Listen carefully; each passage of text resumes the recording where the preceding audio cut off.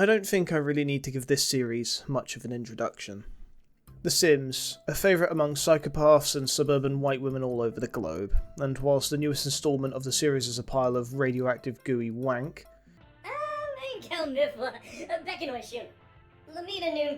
Shut the fuck up, you cunt! Anything before The Sims 4 has a good reputation for a very, very good reason. With that said, I never really got to play the true PC experiences of this series until about a year ago, as I grew up playing with the console versions on the PlayStation 2.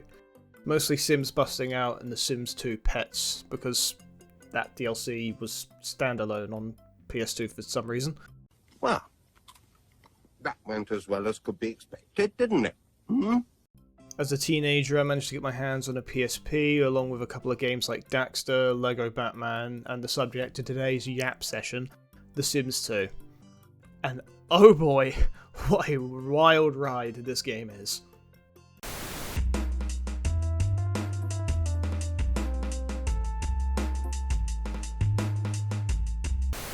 The PSP port of The Sims 2 was developed by Maxis and Amaze Entertainment and released in December of 2005 in the United States and released in Europe in 2006 of January.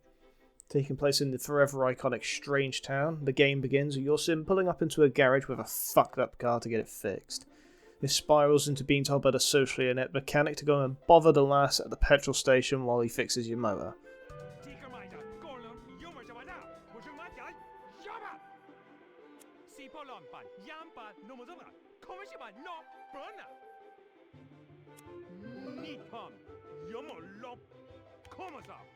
After a little bit of very early plot development, the local sheriff escorts you to a street in Strangetown after you've acquired a place to stay, which just so happens to be a small summer manor with a pair of ghosts in it. Of course, the deal was too good to be true.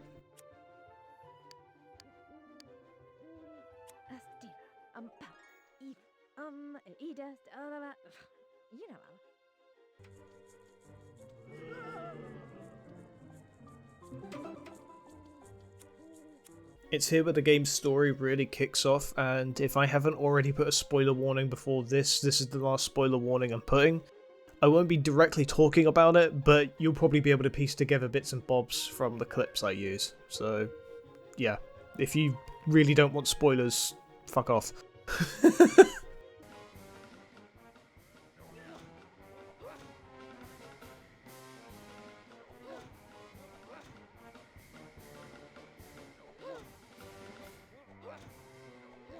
This version is vastly different from its console and PC counterparts. No shit.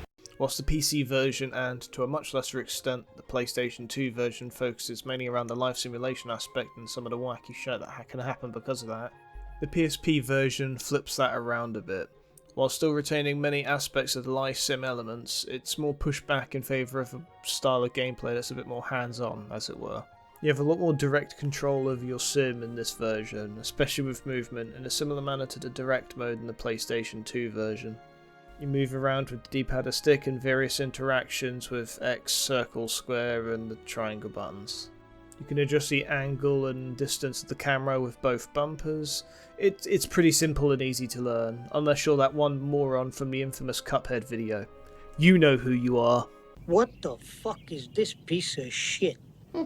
Obviously, needs and wants are in this game too, and mostly unchanged from other games with the exception of a new need called debt, which is just a bar that gets higher if you leave your bills unchecked or unpaid for. Yes, this includes both utility and hospital bills. A higher meter on the debt increases the rate in which you gain headaches and lose sanity. Easily the most realistic part of this game, to be honest. Wants are pretty much the same. They're aspiration related tasks that are tied to both your star sign and chosen aspiration. Fulfilling these gives you sanity points to spend on perks in the select menu, as well as contributing to your sanity meter in the bottom left hand of the screen. Fears, however, are completely different. Instead of being tied to aspirations or just general experiences, now they're either hazards in certain areas like Dead Tree and Spiritus State,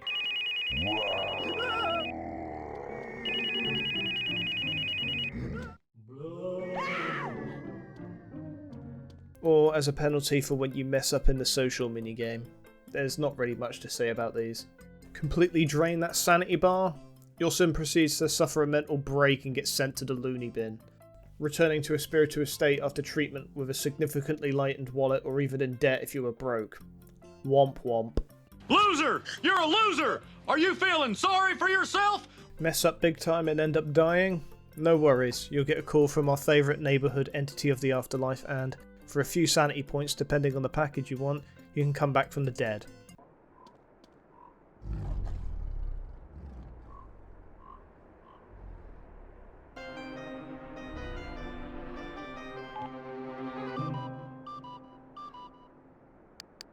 And don't have enough sanity points for a resurrection? You can earn some by going around Strange Town and scaring the piss out of the residents like some kind of fucked up Casper. No, the other one. The other Casper. Handbook. I think you get the general gist of it now, so time to discuss what I enjoy about this game.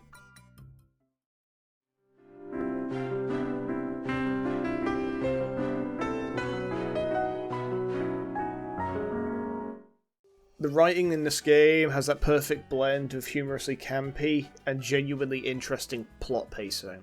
It knows it's taking the piss out of itself and it plays on that strength very consistently.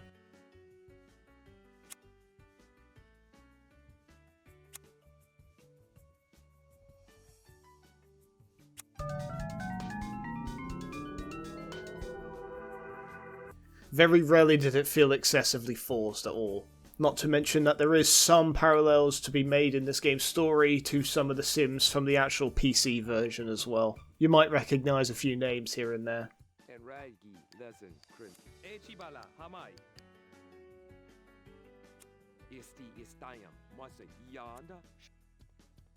Across playing it on original hardware, emulating it on PC, and having it on a modded PS Vita, the game controls exceptionally well, with the exception of some interactables in certain situations.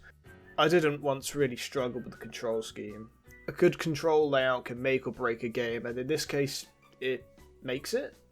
Huh? All of the mini-game jobs, barring one, are pretty fun as well, and suitably rewarding. The more they go up in difficulty, you get paid more as well. But they never feel too difficult. It never feels too difficult or too easy. And most of the time, if you fuck up, it's your own fault.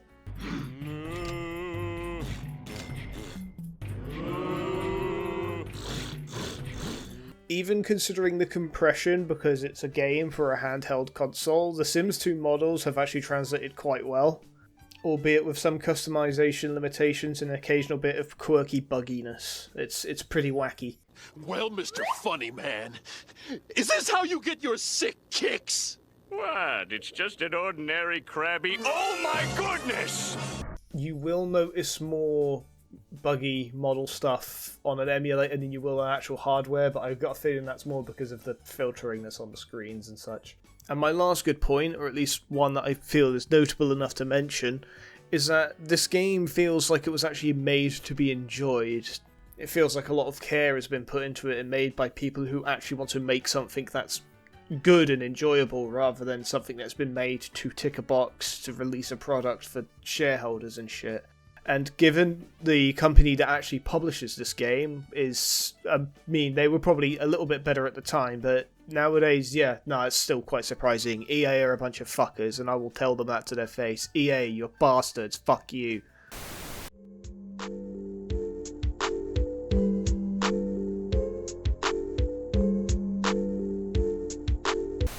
Anyway, with that now out of the way, we've got to talk about some things that are kind of stinky.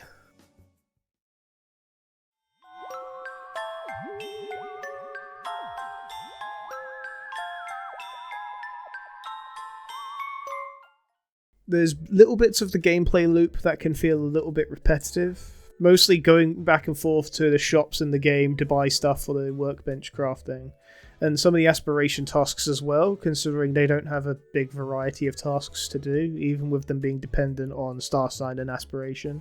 And considering you're kind of required to do those to get sanity points and avoid being institutionalized by going crazy, it's gonna get old pretty quick. Thankfully, it's never too much of a hassle.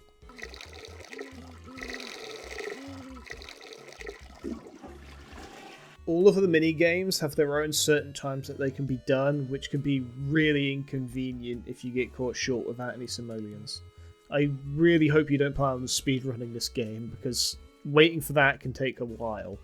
Thankfully, however, if you get extremely desperate for some simoleons and don't have any ideas, there's an easel you can use to paint to earn cash in Hazel's garden, and there's always trash on the floor that you can pick up and sell to all of the shops in the game. Sometimes interaction selection could be finicky as hell, especially if there's a few bits of furniture or sims sort of all clumped together. Although I wouldn't necessarily say that's a control issue, that's more of a user interface issue, and it doesn't happen very often, thankfully, but when it does, it will make you go, oh for fuck's sake. Irma is just... Do you want a mama? Thankfully, in my experience at least, this could be remedied by adjusting the camera angle slightly, until it finally allows you to interact with what you actually want to interact with.